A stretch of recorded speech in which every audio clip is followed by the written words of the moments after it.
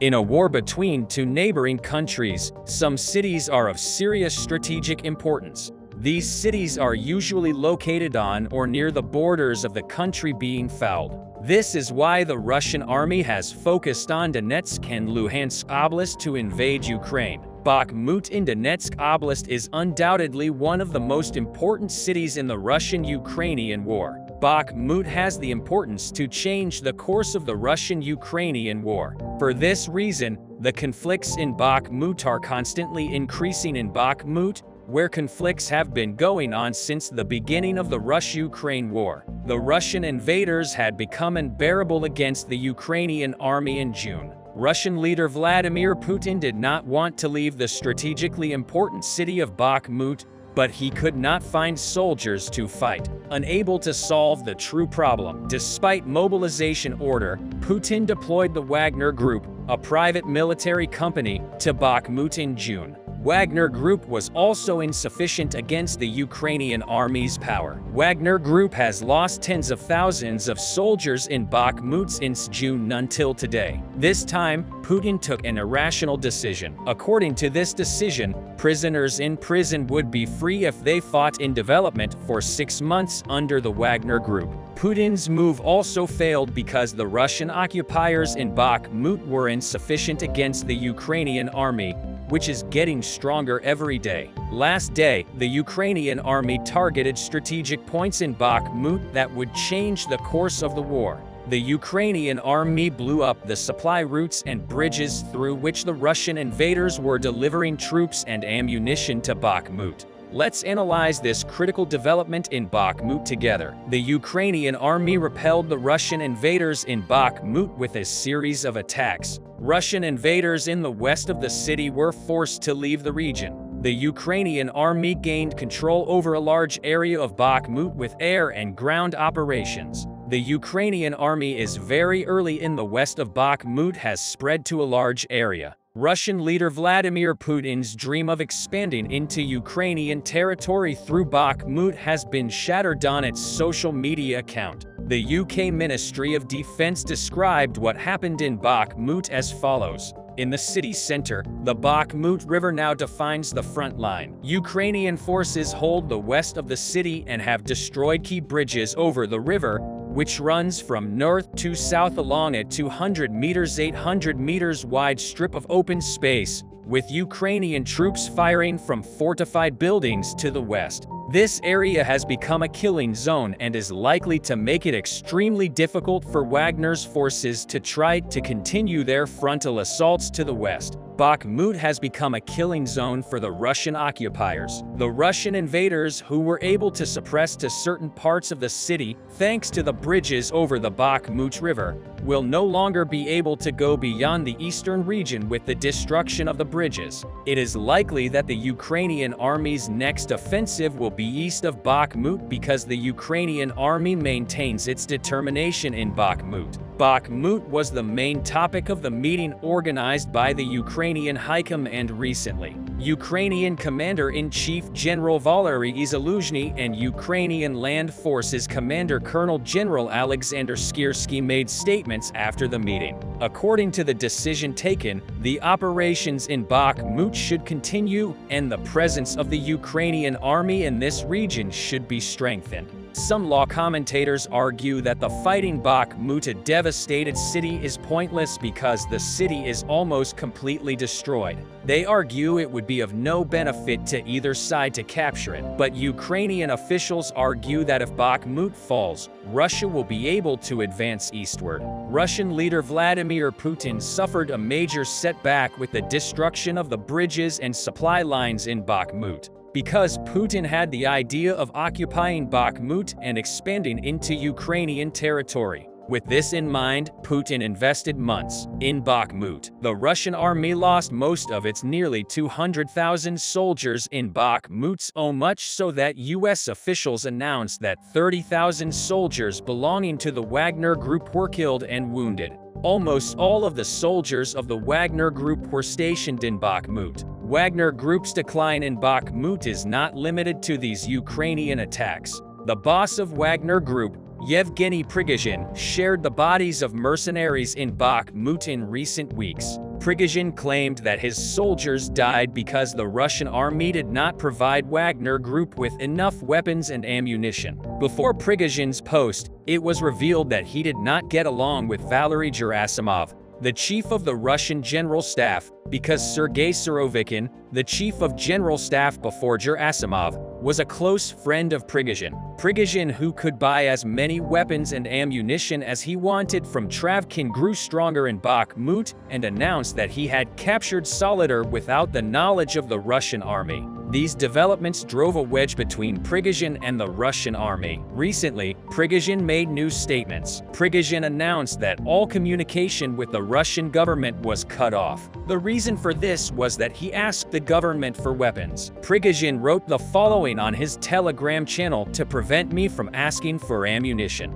they closed all private phone lines in all offices and units and blocked all accessory institutions responsible for decision-making. Now, I will only be able to ask for more through the media, and I will most likely do just that." Yevgeny Prigozhin has become very famous in Russia for his work in the occupation of Ukraine. This gave Prigozhin power poisoning. Prigozhin claimed that all the work in Bakhmut and Soledar belonged exclusively to the Wagner Group. He turned against the Russian army, the soldiers of the Russian army on the front line, and the soldiers of the Wagner Group have also become at odds. The Russian army's internal problems are also growing. Yevgeny Prigozhin, who is experiencing power poisoning, has also started working to take part in the state administration in Russia. After Russian leader Vladimir Putin, according to allegations, Prigozhin made a deal with Chechen leader Kadyrov and started initiatives to take part in the post-Putin government, so much so that Kadyrov allegedly passed confidential information to Prigozhin. All these developments revealed an important fact: even Putin's closest friends believe that Putin would fail in Ukraine and leave power. Russian leader Vladimir Putin is losing ground every day in his invasion of Ukraine. The losses of the Russian army approached 200,000. The mounting casualties have completely shaken the Russian public's confidence in Putin. Almost all Russians believe that Putin will fail in Ukraine. The people are constantly protesting for the end of the war, but Putin is willing to risk the death of hundreds of thousands of Russians for his own power and career. One wonders what Putin will do in the coming days as he is getting exhausted day by day. Do you think the Russian army and Wagner Group troops will withdraw from Bakhmut after the strategic offensive of the Ukrainian army? Have the USS Ukraine success in Bakhmut? Will the conflict between the Wagner Group and the state affect the course of the war? With the end of the winter months, the Ukrainian army gathers its strength and soon begins a major offensive operation. One of the main targets of this operation is Crimea. Since the beginning of the war, the Ukrainian army has been making certain preparations for the liberation of Crimea from Russian control. With these preparations, the Ukrainian army ensured that Kherson, which was an important region during the Crimean offensive, was also freed from Russian control and has since started systematically attacking Russian targets in Crimea. The purpose of the Ukrainian army in these attacks was to tire the Russian defense lines as much as possible until the Crimean offensive took place, and it did. At this point, the Russian army is investing more in defense efforts in Crimea than in Bakhmut. For Russian President Vladimir Putin, Crimea is a very important position, both historically and geopolitically. Russia's historical claim to Crimea and the fact that the most important commercial ports of the northern Black Sea region are in Crimea make the historical peninsula indispensable for Putin. But at this point, we can say that Ukraine has intensified all its efforts to save Crimea and restore its territorial integrity. In this video, we will briefly talk about those efforts. Let's examine the impact of the possible Crimean attack on Russia and the latest developments regarding Crimea together. A Ukrainian official said the other day that thousands of Russians had fled Crimea and abandoned their properties, fearing that an expected counterattack by Ukraine in the spring could target the Black Sea Peninsula. Ukrainian President Vladimir Zelensky's chief representative in Crimea, Tamila Tasheva, said the Russians are starting to become concerned about Ukraine's efforts to recapture the area that was taken under Russian control by Russian President Vladimir Putin in 2014. Weeks after the start of Putin's war with Ukraine, the yellow alert level is in effect in parts of Crimea. Russian forces are constantly fortifying the peninsula, fearing that Ukraine will advance. Last February, a Ukrainian official said his country was preparing assault brigades to retake Russian-controlled territory, including Crimea. Many fear that such a move would be a red line for Russia, prompting Putin to use his country's nuclear capabilities to defend the region. Ukrainian officials who previously said that approximately 500,000 to 800,000 Russians currently live in Crimea and can be forcibly deported in accordance with Ukrainian legislation and international law norms, also stated that these Russians abandoned their pelts to protect themselves from a possible Ukrainian attack. Authorities stated that thousands of Russians no longer have the desire to buy property in Crimea. They just left the peninsula. There are no statistics on the departure of the Russians because the Ukrainian authorities unfortunately do not have access to these figures. But it can be easily understood from the queues at the Kerch Bridge that there are thousands of people leaving the Crimean lands. This is seen again in the real estate market in Crimea when the communications on various social networks are followed. It is understood that thousands of people have put their houses up for sale and left Crimea in November. Emil Ibragimov, head of the Crimean Project and Education Platform Hub, said that the Russians had fled from Crimea to the neighboring Russian region of Krasnodar, fearing that Ukraine would eventually liberate the Black Sea Peninsula. According to locals, many people left Crimea after the attacks of the Ukrainian armed forces. It is no secret that local Russian troops and Russian officials are currently stationed in the Krasnodar region of Russia. We can conclude that this trend is panic and fear among Russians that the armed forces of Ukraine may liberate Crimea in the near future. Ukrainian President Vladimir Zelensky pledged at the end of summer to retake Crimea, saying that the Ukrainian army has maintained its goal of recapturing Crimea since it was annexed. This war, which began with Russia's capture of the Crimea, with the aim of capturing Donbass, must end right here in liberated Crimea. Last week, Ukraine's National Security and Defense Council released what it called 12 steps to the occupation of Crimea, which includes dismantling the Kerch Bridge and forcing all Russian citizens to reside in Crimea. But despite this, Russian politician Sergei Aksyonov, who serves as the head of Crimea, said that the peninsula is ready for a counterattack from Ukraine. So how ready is Russia for a possible Ukrainian offensive? It has long been known that the Russian army has long reinforced its defense forces in the Crimea and gradually transferred its power here in Ukraine. Although the Russian defense in Crimea is good and strong, it is highly doubtful how much they can withstand given the firepower of the Ukrainian army. According to US officials, protecting Crimea from Russian aggression is a better option than a Ukrainian attempt to take over the region, as both countries are likely on the verge of launching new attacks. Last month, Russian President Vladimir Putin said that 9 years ago, a full-scale attack on Ukraine was not on the table because he and other senior Russian officials thought that any regional conflict could be resolved absolutely peacefully. While some experts think that it is quite difficult for Ukraine to liberate Crimea right now as Russia strengthens its troops in Crimea, they say it is not impossible. But Ukraine need not drive Russian forces out of Crimea to make Russia's aims less hospitable. Combinations of modern technologies could enable Ukraine to blockade and barrage Russian operations, resulting in a spontaneous withdrawal of Russian troops from Crimea.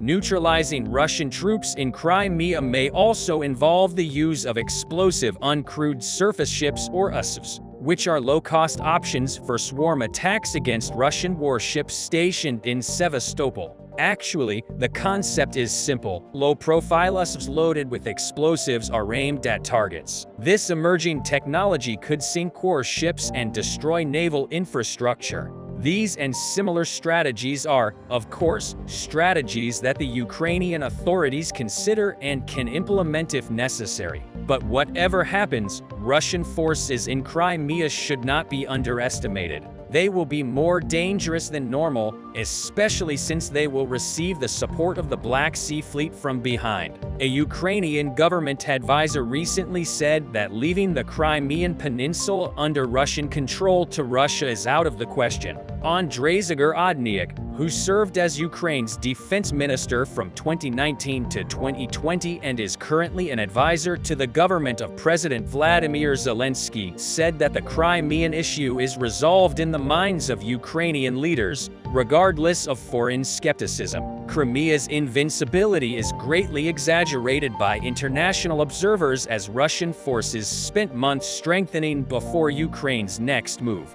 They are looking at how strong the troops there are right now. When Ukraine enters the Crimea, it will be understood how strong the troops are there. Russian troops are strengthening Crimea's land links with the mainland and areas of southern Ukraine still controlled by Moscow forces. It is unclear where the weight of the oncoming Ukrainian counteroffensive will fall, but a successful attack on the southern Kherson and Zaporizhia regions could open the way to the Crimea and cut off the Russian supply routes to the peninsula. Ukraine and its Western partners will hope that the next move will lay the foundation for the eventual liberation of Crimea, which has been at the center of the Ukraine-Russia conflict for more than 9 years. A lot of news is coming from the east here. The rapidly deteriorating weather precipitated a shift in a focus on urban fighting. The increased intensity of clashes inside the city allowed Russians to secure more gains and start establishing control over tactically significant positions such as factories and high-rise buildings.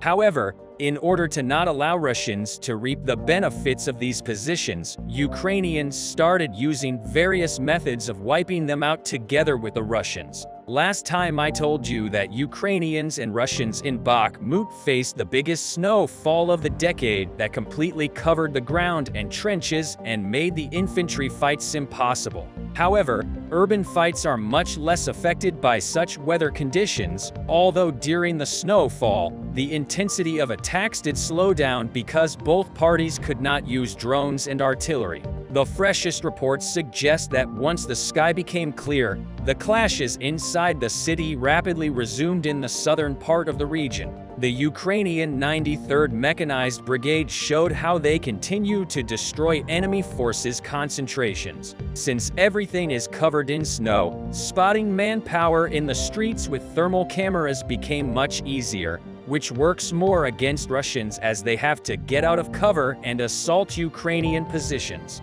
After the whole squad entered the house, Ukrainians started shelling it with artillery. Since Russians started applying a lot of pressure from the west in an attempt to reach the stadium, Ukrainians started narrowing down the cauldron. But before withdrawing, Ukrainians also made sure to leave some surprises. It seems like instead of using standard booby traps, Ukrainians are waiting until the Russians enter the house and then manually blow up the whole building. Recent combat footage shows how Ukrainians are operating on the outskirts. They pull the cord from the house across the street during the withdrawal and then manually detonated the explosives from a distance. But the 93rd Mechanized Brigade loved the biggest surprise for Russians on Mariupol Street. Here, Russians have been fighting for weeks to establish control over the tallest building in the region. When Ukrainians realized that they needed to step back to the other side of the street, they mined the whole building. A recently released for the old footage reveals that the moment Russians assumed this tactically significant positions, Ukrainians completely destroyed it. When it comes to the central part of the region, Russians continue to have the initiative. Today it was reported that they managed to secure the second half of the block near the embankment. With the shrinking control over the river bank, it becomes harder and harder to hold the rest of the positions along the river, which is why it is expected that in the next few days Ukrainians will step back towards the main street. Russians are trying to suppress Ukrainian fire and penetrate the defenses deeper. With the drop in temperatures doing it became easier because of the more visible contrast on thermal cameras. However, due to the density of high-rise buildings, gaining control over each street takes a lot of manpower. Yes, today, Russian war correspondent Alexander Karchenko said that there is so much death here that Russian forces operating in Bakhmut have become apathetic to the deaths of their comrades.